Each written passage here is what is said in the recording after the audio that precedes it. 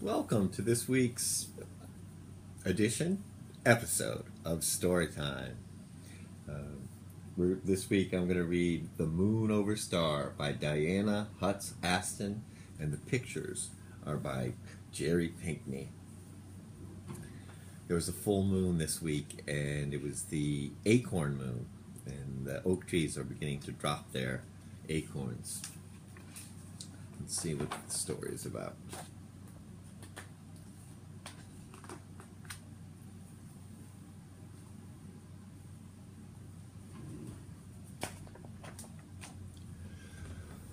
Once upon a summer's morning in 1969, Grandpa led the singing in church, the light of Sunday gleaming on his silvery head. Through the open windows our voices sailed over Star, our town. Then we bowed our heads and prayed for the astronauts, Neil Armstrong, Edwin Aldrin Jr., and Michael Collins. If all went well, a spaceship would land on the moon today, and I dreamed that maybe one day I could go to the moon too. My gramps thought the space program was a waste of money, but I knew he was praying for them too. I thought about the astronauts' kids and wondered if they were scared but proud. I know I'd be. I slipped my hand into my dad's and whispered so only I could hear, "God, please bless the astronauts' children too." Once upon a summer's noon, my cousins and I scouted Gran's watermelon patch for the biggest one. It took 3 of us to carry it to a tub of ice, 3.5, counting my littlest cousin Lacey. We decorated the picnic table with pails of wildflowers. Then, our chores done, we built our own spaceship from scraps we found in the barn. T-minus 15 seconds, 12, 11, 10, 9. As the oldest grandchild, I got to be launch controller and Commander Armstrong. Ignition sequence start. 6, 5, 4, 3, 2, 1. 0. Liftoff. We have liftoff. We closed our eyes, imagining with all our might the rumble, the roar, and the force of the Saturn rocket, blasting the spaceship into the stars. Then we were rushing through space at 25,000 miles an hour.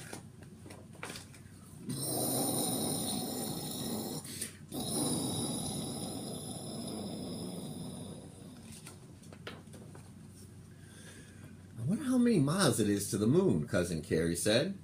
I'd been reading the moon stories in the paper, so I knew. About 240,000 miles, I said.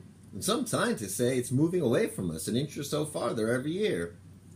I also knew that in May 1961, a month before I was born, President John F. Kennedy had said America would send men to the moon before the decade was out. Now that President Kennedy was in heaven, I wondered if he could see the astronauts.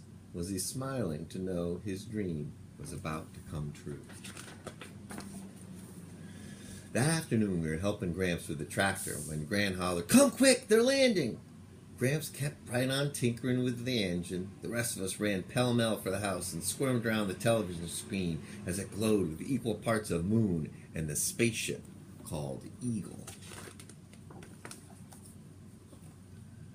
We heard the voice of Commander Armstrong directing the landing. "Forward, forward," he said. And then the newsman we all knew, Walter Cronkite, exclaimed, "Man on the moon." For a split second we were silent. The whole universe must have been, as we waited to hear the voice of an astronaut 240,000 miles away. And then...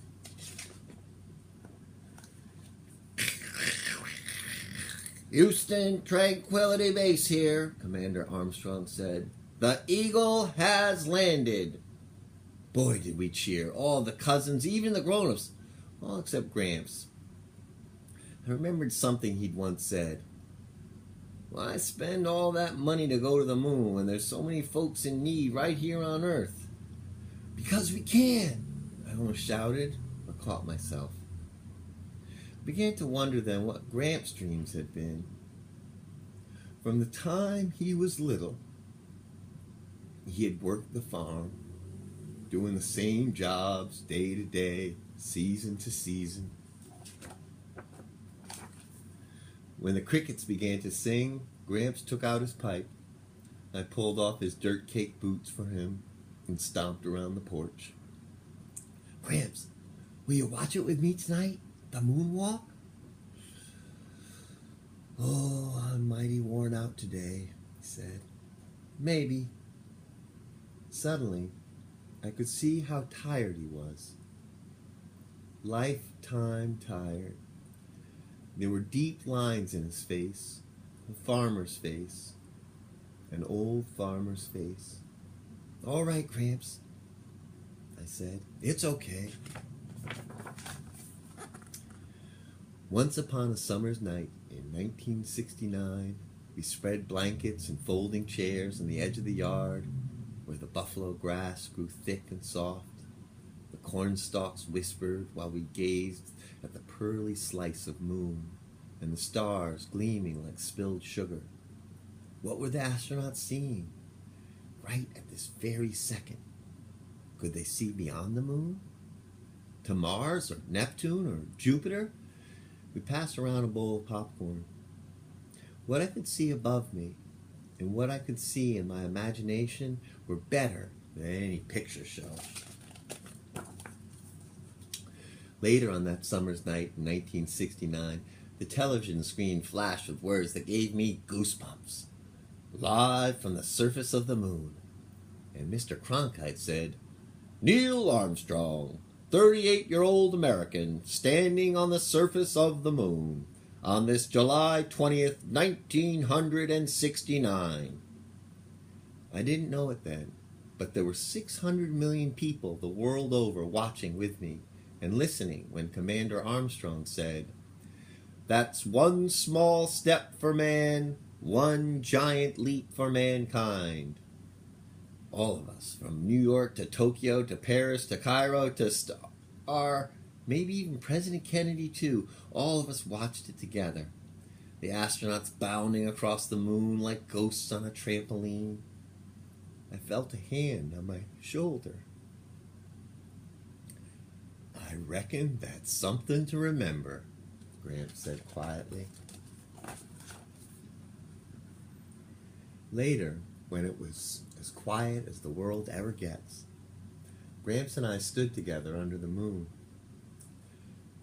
What's mankind? I asked him, and he puffed in his pipe.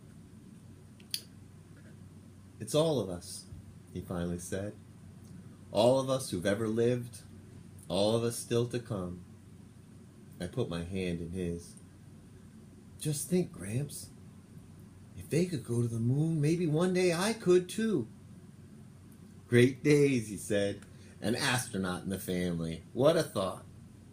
I smiled in the dark. My Gramps was proud of me. First airplane I ever saw, I was your age. Right over yonder, Gramps said, nodding over toward the cornfield. That was something to see. Oh boy, something to see. A sigh in Grandpa's voice made my heart squeeze. Keep on dreaming, man, he said. Just remember, we're here now together on the prettiest star in the heavens. Gramps had looked to the moon all his life. It told him when to plant and when to harvest. And once upon a summer's night, it told me to dream. I hope all your dreams come true. See you next week with another story. Bye for now.